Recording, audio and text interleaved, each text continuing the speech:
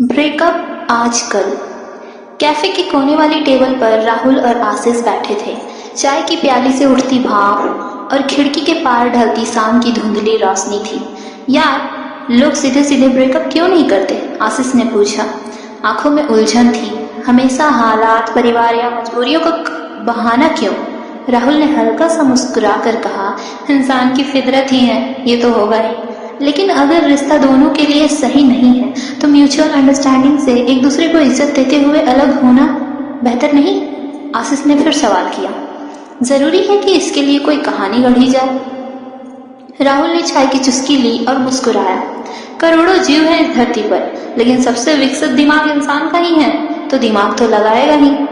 आशीष ने बेचैनी से कहा, पर ये तो गलत है। राहुल थोड़ा आगे झुककर बोला, भाई साहब, बहाने बनाकर ब्रेकअप करना अब पुरानी बात हो गई है। इंसान अब एक कदम आगे बढ़ चुका है, अब वो ब्रेकअप का पूरा षड्यंत्र रचने लगा है। आशीष हैरान था। मतलब? राहुल ने कहा, अब ब्रेकअप सिर्फ एक मजबूरी का नतीजा नहीं, एक चाल बन चुका है। कभी लड़का कभी लड़की दोनों ही अपने पार्टनर को एक झूठी कहानी में फंसाकर अलग हो जाते हैं और अगला इंसान कभी समझ ही नहीं पाता कि उसके साथ सिर्फ एक खेल हुआ है। जैसे? आशीष ने जिज्ञासा से पूछा। राहुल ने कहा, इसे समझने के लिए एक छोटी सी कहानी सुनो। आशीष थोड़ा आगे झुका। हाँ कहो। राहुल ने कहानी सुनानी शुरू की। एक लड़का था, उसे एक लड़की से प्यार हुआ जो दूसरी जाति की थी। इजहार हुआ, पहले लड़की ने इनकार किया, फिर मान गई। फिर क्या, दोनों रिश्ते में आ गए। 2 साल तक रहे और फिर सब वो कर लिया जो नहीं होना चाहिए था। आशीष ने पूछा, फिर? राहुल ने कहा, अक्सर ऐसा होता है कि जब सब कुछ पहले ही हो जाता है तो रिश्ते में एक्साइटमेंट कम होने लगती है। वही इन दोनों के साथ हुआ। प्यार धीरे धीरे तनाव में बदलने लगा। आशीष ने पूछा, और फिर? राहुल ने कहा, फिर वही जो अक्सर होता है, दोनों में से किसी एक का मन बदल जाना। बस कहानी में लड़की का मन बदल गया। उसने जाति का बहाना बनाया और ब्रेकअप कर लिया। आशीष ने उत्सुकता से पूछा, पर कैसे? क्या किया उसने? राहुल ने गहरी सांस ली और कहा, उसने अपने पार्टनर से कहा कि उसके घर वाले इस रिश्ते को स्वीकार नहीं कर रहे हैं, बल्कि उन्होंने धमकी दी है कि अगर लड़का सामने आया तो उसे जान से मार देंगे। उसने यह भी कहा कि अब उसके पास कोई रास्ता ही नहीं बचा, उसे मजबूरी में ब्रेकअप करना ही होगा, वरना ना सिर्फ उसे बल्कि लड़के के परिवार को भी खत्म कर देंगे। आशीष की आंखें चौड़ी हो गई। OMG! और लड़का, उसने क्या किया? राहुल ने फीकी हंसी के साथ कहा, हाँ, वो बेचारा डर गया। उसने लड़की से कहा कि वो उससे दूर हो जाएगा, बस वो अपने परिवार का ख्याल रखे। लेकिन असलियत कुछ और थी। क्या असलियत? आशीष अब और ध्यान से सुनने लगा। लड़की ने असल में अपने घर पर कुछ बताया ही नहीं, बल्कि बाद में पता चला कि उसके घर वालों ने उसकी शादी एक सरकारी अफसर से तय कर दी थी। पर सीधे और समझदारी से ब्रेकअप करने के बजाय उसने एक झूठी कहानी बना दी ताकि उसे कोई सफाई ना देनी पड़े और कोई ड्रामा ना। आशीष को जैसे यकीन ही नहीं हुआ। उसने सिर हिलाया। ओह यार, और वो लड़का? उसे तो अभी तक पता ही नहीं होगा कि उसके साथ हुआ क्या। राहुल ने प्याली बीच पर रखी, नम आंखों से आशीष की ओर देखा और कहा, उसे अब पता चल गया।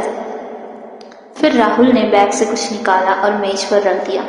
एक शादी का कार्ड था और कहा, आरजू वैट्स, सरकारी अफसर।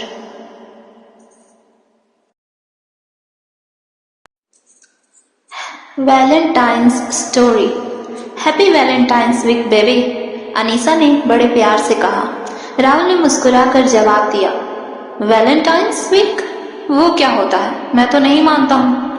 अनीसा ने हंसते हुए कहा, कंजूस, पैसे बचाने के चक्कर में तुम वैलेंटाइंस डे को भी नजरअंदाज कर रहे हो क्या? राहुल हंस पड़ा। यार, प्यार कोई ऐसी चीज नहीं है जो साल में सिर्फ एक हफ्ते ही मनाई जाए। प्यार तो रोज मनाने का काम है। अनीसा ने शरारती अंदाज में कहा, रहने दो यार, बोरिंग आदमी, और चुप हो गई। थोड़ी देर बाद राहुल ने पूछा, अच्छा चलो एक बात बताओ। क्या? अनीसा ने उत्सुकता से पूछा। वैलेंटाइंस डे क्यों मनाते हैं? अनीसा मुस्कुराई।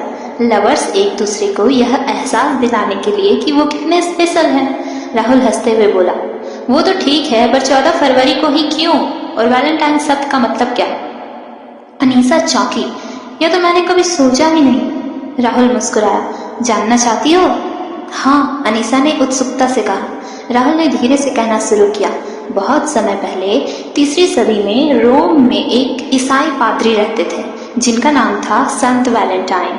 वे नेक दिल इंसान थे जो हमेशा दूसरों की मदद करते थे और प्रेम का संदेश फैलाते थे। उस समय रोम के सम्राट क्लॉडियस द्वितीय ने आदेश दिया कि सैनिकों को शादी करने की अनुमति नहीं होगी, क्योंकि उनका मानना था कि शादी से सैनिकों का ध्यान युद्ध से भटक जाएगा। लेकिन संत वैलेंटाइन इस आदेश से सहमत नहीं थे। उन्होंने सोचा कि प्यार और विवाह एक पवित्र बंधन है जिसे किसी भी परिस्थिति में रोका नहीं जाना चाहिए। इसलिए उन्होंने गुप्त रूप से सैनिकों और उनके प्रियजनों की शादी करवाई ताकि उनका प्यार और विश्वास बना रहे। जब सम्राट को यह पता चला तो उन्होंने संत वैलेंटाइन को गिरफ्तार करवा लिया और सजा देने का आदेश दिया। जेल में रहते हुए भी संत वैलेंटाइन ने लोगों को प्यार, करुणा और विश्वास का संदेश देना जारी रखा। अंततः 14 फरवरी 269 ईस्वी को उन्हें फांसी दे दी गई। उनकी निष्ठा, साहस और प्रेम के कारण उनकी मृत्यु के बाद लोग उन्हें एक महान संत के रूप में याद करने लगे। इसी कारण 14 फरवरी को वैलेंटाइन डे के रूप में मनाया जाने लगा। अब यह दिन न केवल रोमांटिक प्रेमियों के लिए बल्कि सभी के लिए प्रेम, स्नेह और करुणा का प्रतीक बन चुका है। अनीसा की आंखों में आंसू थे। ओह माय गॉड यार, अद्भुत, क्या कहानी थी। धन्यवाद संत वैलेंटाइन जिन्होंने प्यार के लिए अपनी कुर्बानी दी। राहुल मुस्कुराया। हाँ, इसलिए तो मैंने कहा था प्यार जताने में एक हफ्ता नहीं पूरी जिंदगी बिता देनी चाहिए मुझे। अनीसा हंसते हुए बोली, वाह बेबी, लव यू और सॉरी। सॉरी किस लिए? राहुल हैरान होकर पूछा।